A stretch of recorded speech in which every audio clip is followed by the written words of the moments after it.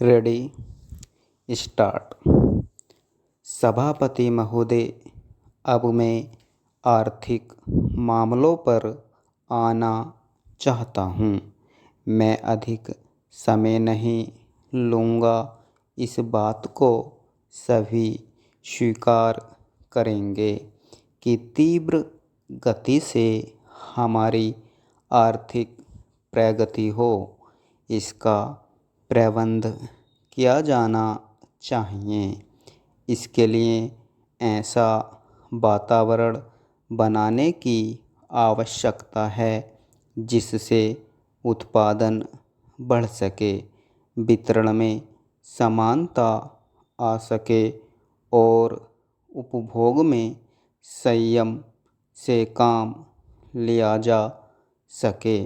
हर budget को और हर कर प्रस्ताव को इसी कसौटी पर कसा जाएगा, यथा क्या उससे उत्पादन बढ़ता है, क्या वितरण में समानता आती है, और तीसरी बात यह है कि क्या हम देश में ऐसा वातावरण बना सकते हैं कि लोग जितना कमाते हैं उतना खर्च न करें, उसमें से बचाएं और उसे राष्ट्र की समृद्धि में लगाएं। अगर इस कसौटी पर सरकार की आर्थिक नीतियां कसी जाएं तो मुझे लगता है कि उनमें पर्याप्त सुधार की गुंजाइश है। मैं वित्त मंत्री की कठिनाई को समझ सकता हूँ। विकास की आवश्यकता अधिक धन की मांग करती है। राज्य सरकारें अधिक कर लगाने के लिए तैयार नहीं हैं।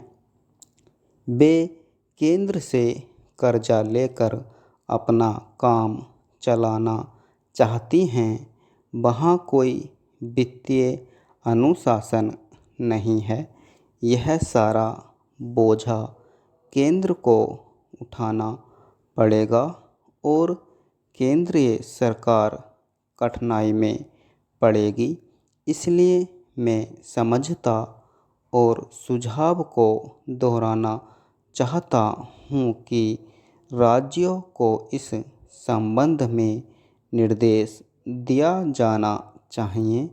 संविधान के अंतर्गत केंद्र इन राज्यों को निर्देश दे सकता है कि वह अपने साधनों के अंतर्गत अपने खर्च को चलाए, केंद्र के कर्ज पर निर्भर नहीं रहना चाहिए।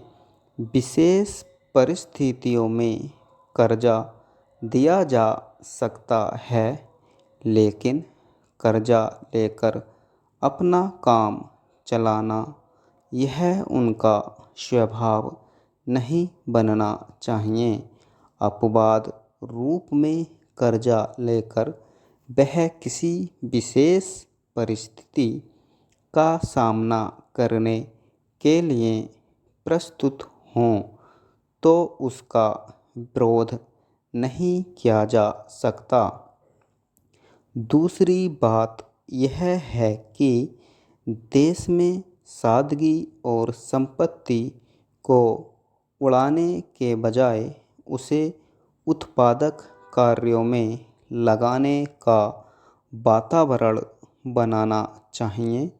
मैं नहीं जानता वित्त मंत्री महोदय इससे कहाँ तक सहमत होंगे, लेकिन आज देश में समाजवाद की चर्चा बहुत होती है।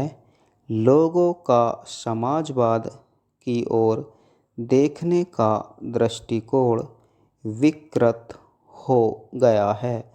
लोग हमें क्या मिलता है इस ओर ज़्यादा ध्यान देते हैं।